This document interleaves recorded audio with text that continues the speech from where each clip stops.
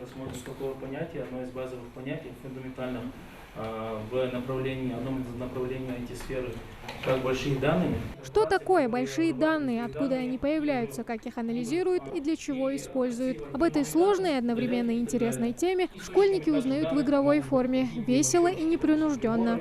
Большими данными, то есть огромный массив данных называются, уже считаются большими, если эти данные, их уже невозможно обработать лишь одним компьютером, то есть нужен уже сервер компьютеров. Необычный формат мастер-класса сразу пришелся ребятам по душе. Еще бы, ведь такое точно не узнаешь на обычной информатике в школе. Информативные ролики с комментариями экспертов помогают ученикам лучше разобраться в теме. Инженер по данным – это то, чем увлекается Вскобис. Контролирует, что в процессе сложного пути данных между компьютерами ничего не потерялось. Он помогает работать другим специалистам в области анализа больших данных. Урок, созданный в рамках национальной программы «Цифровая экономика Российской Федерации» при участии ведущих экспертов IT-компаний, рассчитан на учащихся первых 11 классов. Каждый из них понимает, насколько важно быть информационно подкованным в современном мире. Самире Гатагажевой 12. Связывать свою жизнь с IT-профессией она не собирается. Однако считает, что знания из этой области будут полезны даже в повседневной жизни. Мы изучали большие данные, то есть мы изучали, как состоят данные в компьютерах, какие есть работы в компьютерах и как они разрабатываются. Урок цифры – возможность не просто узнать об IT-технологиях чуточку больше, это также возможность выявить свой потенциал в этой сфере. Насколько программирование, да и в общем профессии, связанные с информационными технологиями, подходит каждому ученику. Проверить себя можно во время тестирования. Там нужно было еще объяснять, делать разные задания. И за это давали нам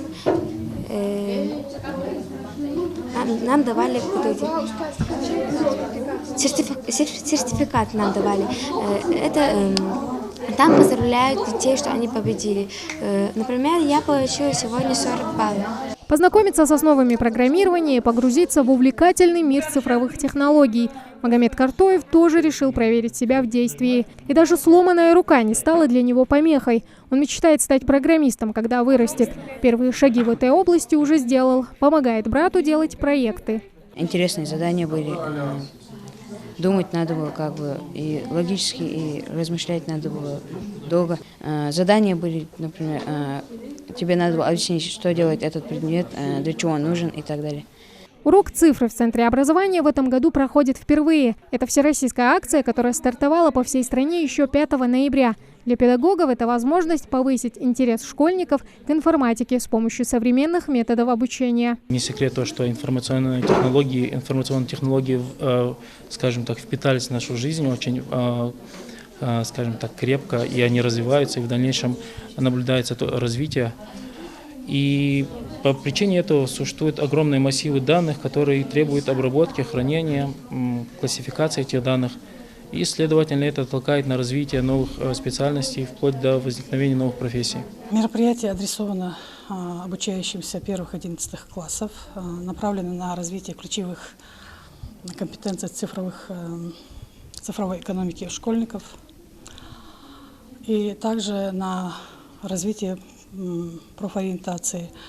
В этом учебном году в республике, да и в стране в целом, пройдет еще несколько уроков цифры. Они будут проводиться во всех школах страны раз в месяц.